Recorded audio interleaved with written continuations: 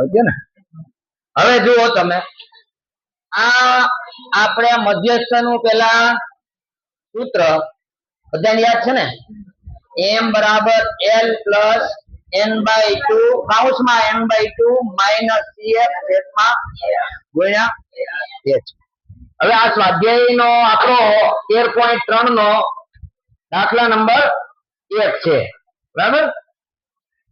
હવે આપણે આમાં બધાને ઓળખતા હોવા જોઈએ. પેલા આ મધ્યસ્થ શોધવાનો છે એટલે એમ અકાવ એટલે સૂત્ર લખ્યું છે કે આપણને ખબર પડે કે કઈ કઈ વસ્તુની જરૂર પડશે. એલ તો તમને આવડે છે કે જે વર્ગનો મધ્યસ્થ હોય ને અધર સીમા, એ આપણે ઓલા દાખલા મળી હતી ને બહુલકમાં એલ.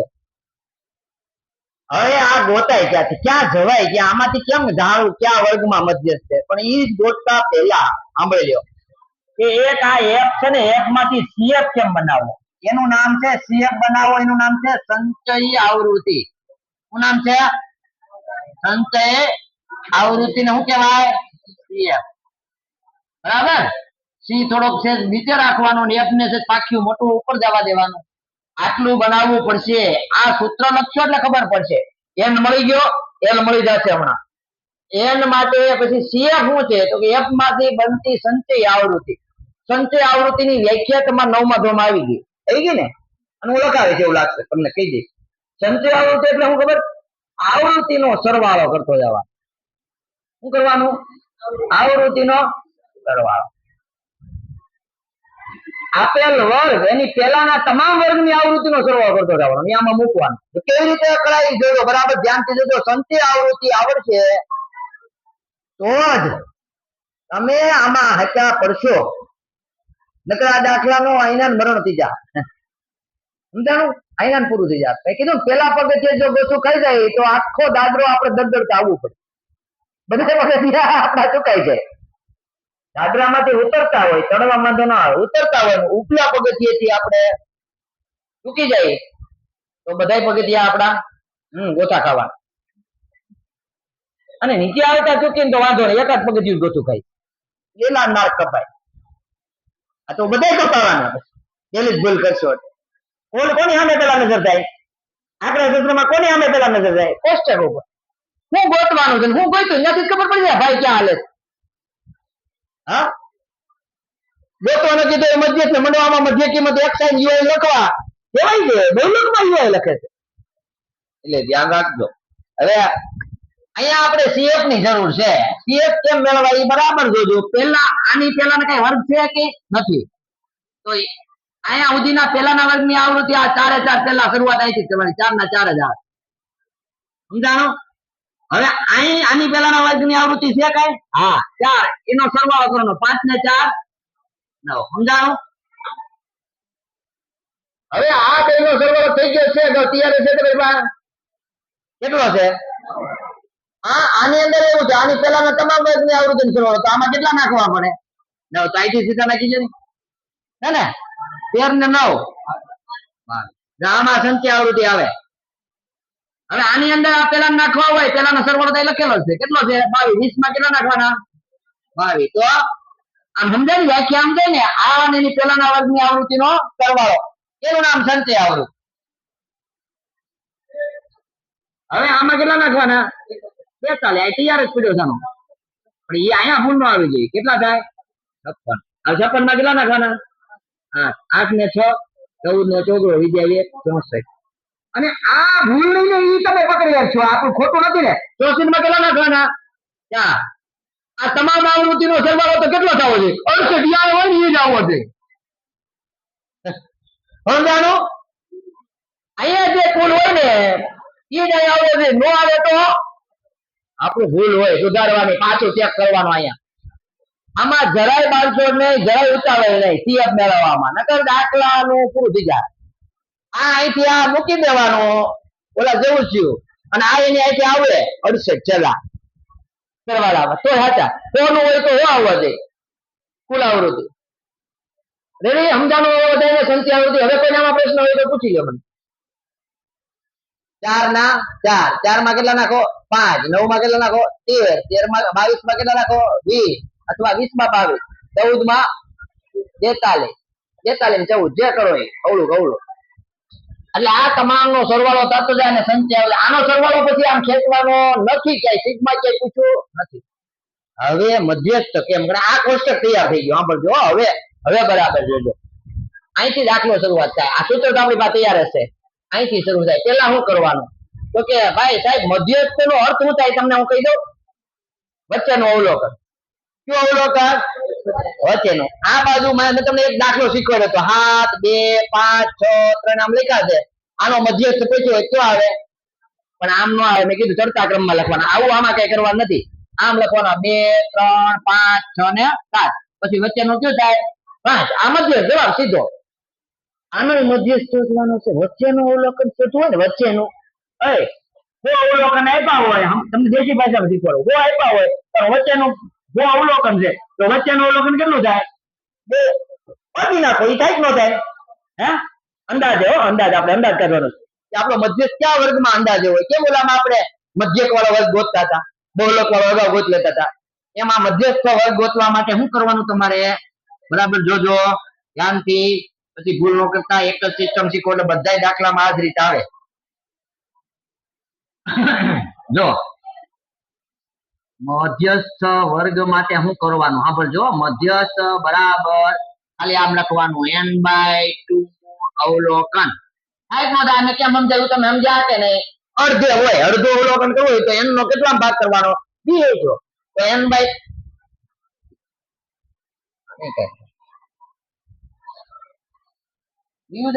અક્ષર કપાઈ જાય. કામ કરું. હાલો અવલોકન હું લખાય? હું અવલોકન માં ખબર પડે ને એટલે અહીંયા જો આમ લખાય n/2. n એટલે કેટલા? કેટલા સમજાય બધાને? n એટલે કેટલા? 68. 68 ભાગ્યા 2. ભાગાકાર કરું છું. 3 2 6 2 ચોકો 8. 34મું અવલોકન. આપણો મધ્યસ્થ ક્યાં છે?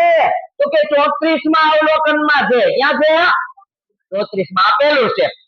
હવે 34મું અવલોકન આ જોવા માટે ક્યાં જોવાનું તમારે? તો કે સંચય આવૃત્તિમાં જોવાનું. ક્યાં જોવાનું? સંચય આવૃત્તિમાં જોતા. ક્યાં જોતા? સંચય આવૃત્તિમાં. જો આનો અર્થ શું થાય સમજી દો પાછું. 4 અવલોકન અહીં સુધીમાં આવ્યા છે. 5 નંબરનું અવલોકન 6 7 8 9 સુધી આમાં આવ્યા. આવ્યા સમજાય ને? પછી 10મું અવલોકન ક્યાં આવે? આ વર્ગમાં આવે ને, આ લાઈનમાં. 22 સુધી આમાં આવે. 23મું અવલોકન ક્યાં આવે? આમાં આવે ને. ને આ 4 પૂરા થયા. 4 ગણા ઘરે જઈ આવે. બીજું કેટલું બિલ આવ્યું? 4 ત્યાં પૂરા થઈ ગયા. 5મું આમાં આવે. સમજાય ને? એટલે અહીં કેટલા સુધી આવે? 9. 9 પછી અહીં કેટલા સુધી આવે? 22. આ બધા આવી ગયા ને. પછી 23મું અવલોકન આમાં આવે. આવે કે ન આવે? 23માં ઘરે ગયા તો એટલે એમ કરતા કરતા કેટલા અવલોકન આપણે ગોતવાનું છે? 34મું ક્યાં આવે? આવે કે ન આવે આમાં? તો આપણે અહીંયા આપણો મધ્યસ્થ છુપાયેલો છે એ મળી ગયો. સમજાણો? 34 કેમ ગોતાઈ? 23મું આમાં આવે. આમાં જોવાનું. મેં એટલે લખ્યું ક્યાં જોવાનું? સંચય આવૃત્તિમાં. ક્યાં જોવાનું? સંચય આવૃત્તિમાં. હું ગોતવાની ક્યાંથી? 34મું અવલોકન. બધાને ખબર પડી 34મું કેમ ગોતાઈ? 34 નો આંકડો આપણો ક્યાં છુપાયેલો છે? ક્યાં જોવાનું? સંખ્યા છે. 22 પછીનું 23મું 24મું ને 42 આમાં છે. એટલે આપણા 34 આમાં આવી ગયા કે ન આવ્યા? હે તો આપણો મધ્યસ્થ વર્ગ મળી ગયો. કયો થાય મધ્યસ્થ વર્ગ? તેથી મધ્યસ્થ વર્ગ કયો થાય? મધ્યસ્થ વર્ગ ક્યાં છુપાયેલો છે? કયો થાય? બરાબર જોજો બરાબર. હું આમાં આપણો મધ્યસ્થ વર્ગ છુપાયેલો છે. ઓલા જેમ હાઈલાઈટ કરું. આપણો મધ્યસ્થ વર્ગ આમાં છુપાયેલો જડી ગયો. આપણો મધ્યસ્થ. આને શું કહેવાય? તમને બધાને આવડે. આને શું કહેવાય? આપણે શું કહીશું? એલ. વાહ, એક તો આવડી ગયું. મળી ગયું યાર. n/2 મળી ગયું છે. આ n/2 એટલે 34 છે કે નહીં? હે આ n/2 કેટલા છે? મળી ગયા. હવે શું બાકી રહ્યું? CF અને F. શું બાકી રહ્યું? CF અને તો એ અને આ ખાનાના અહીં સુધી લંબાઈ દેવાના.